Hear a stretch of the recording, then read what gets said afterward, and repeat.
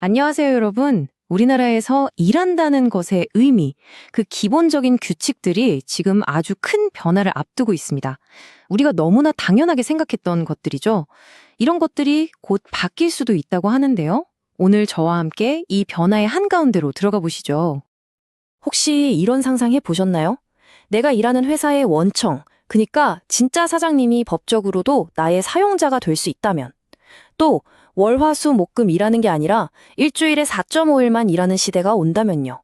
이게 그냥 먼 미래 얘기가 아닙니다. 바로 지금 한국에서 실제 벌어지고 있는 일이에요. 자, 이 엄청난 변화에 대해 알아볼 준비 되셨나요? 오늘 우리가 함께 살펴볼 내용들입니다. 먼저 논란의 중심에 있는 노란봉투법이 뭔지, 그리고 새로운 근무 형태로 떠오르는 주 4.5일제는 어떻게 진행되고 있는지 깊이 들여다볼 거고요. 마지막에는 그럼 우리는 또 우리 회사는 뭘 준비해야 하는지 그 구체적인 이야기까지 나눠보겠습니다. 네, 그럼 바로 첫 번째 주제부터 시작하죠. 바로 노란봉투법입니다. 이게 그냥 법 조항 하나가 쓱 바뀌는 그런 수준이 아니고요. 회사와 노동자 사이의 힘의 균형을 아주 근본적으로 뒤흔들 수 있는 세 가지의 아주 중요한 변화를 담고 있습니다. 일단 노란봉투법이 정확히 뭔지부터 알아야겠죠? 정식 이름은 노동조합법 개정안이고요. 이미 법으로 공포가 됐고 2026년 3월부터는 실제로 시행이 됩니다. 핵심은 딱 세 가지로 요약할 수 있어요. 첫째, 사용자의 범위를 넓힌다. 둘째, 합법적인 파업의 범위를 넓힌다. 그리고 셋째, 파업했을 때 손해배상 책임을 좀 쥐어준다. 이겁니다. 자, 이 부분이 정말 중요합니다. 이번 변화의 심장이라고 할 수 있는데요.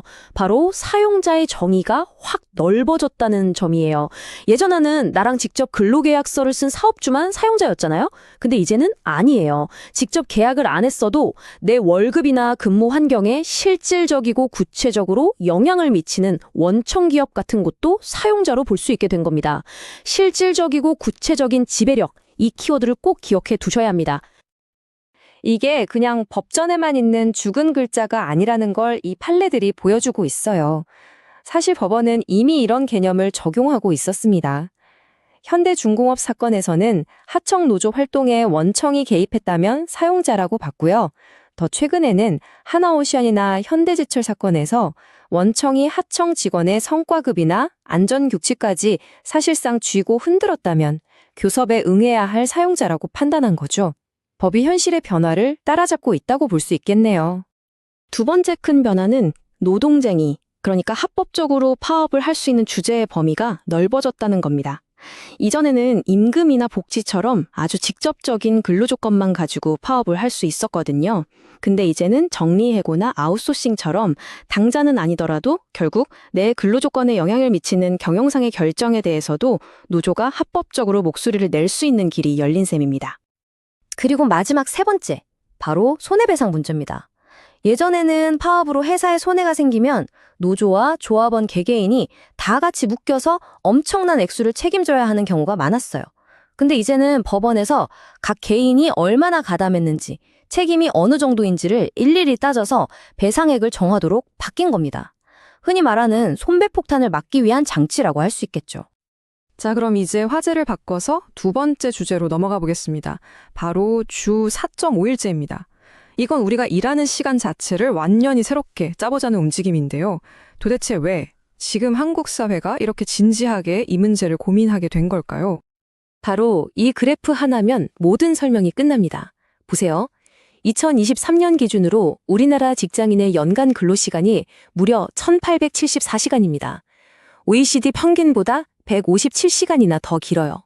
이걸 날짜로 환산하면 거의 한 달을 꼬박 더 일하는 셈이에요. 와, 이렇게 오래 일하는데 과연 생산성은 높을까? 내 삶의 질은 괜찮은 걸까?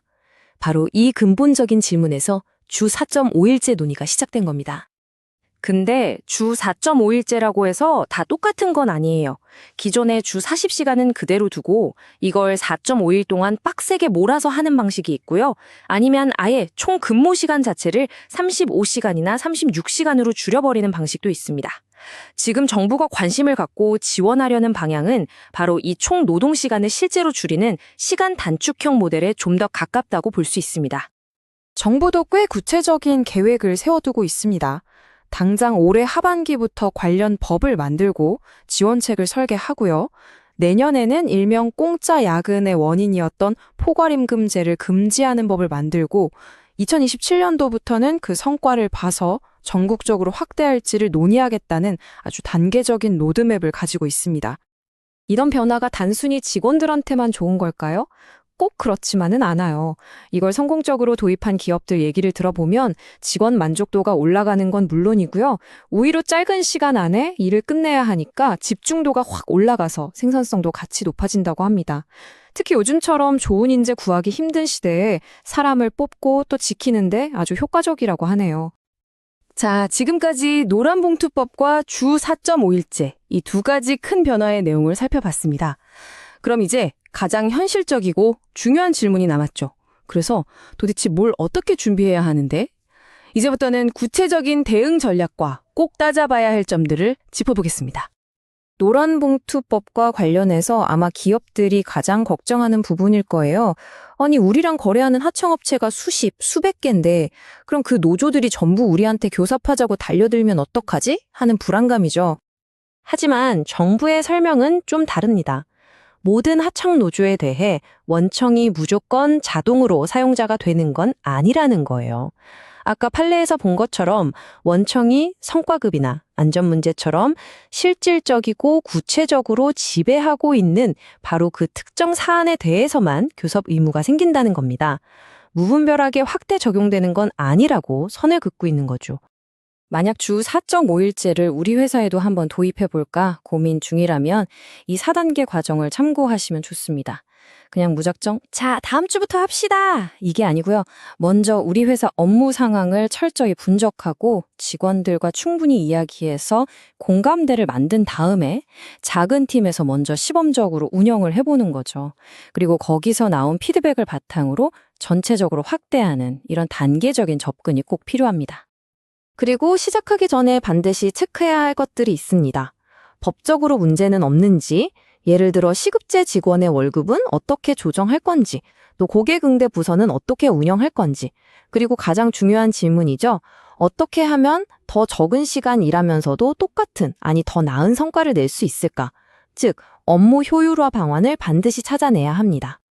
바로 이 숫자가 업무 효율화가 왜 그토록 중요한지를 말해줍니다. 한 조사를 보니까요, 우리나라 직장인들이 근무 시간의 약 30%를 실질적인 성과와는 별 상관없는 가짜 노동에 쓰고 있다고 해요. 불필요한 회의, 보고를 위한 보고 같은 것들이죠.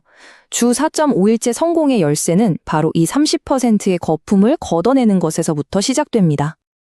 오늘 우리가 법 개정이다, 근무제도다 좀 딱딱한 이야기를 나눴는데요. 어쩌면 이 모든 변화의 가장 깊은 곳에는 바로 이런 마음이 있는 게 아닐까 싶습니다. 내 동료, 내 주변 사람들의 어려움에 공감하는 것, 바로 그 작은 공감들이 모여서 더 나은 일터, 그리고 더 나은 세상을 만드는 희망이 될 수 있다는 생각, 오늘 한 번쯤 해보면 어떨까요?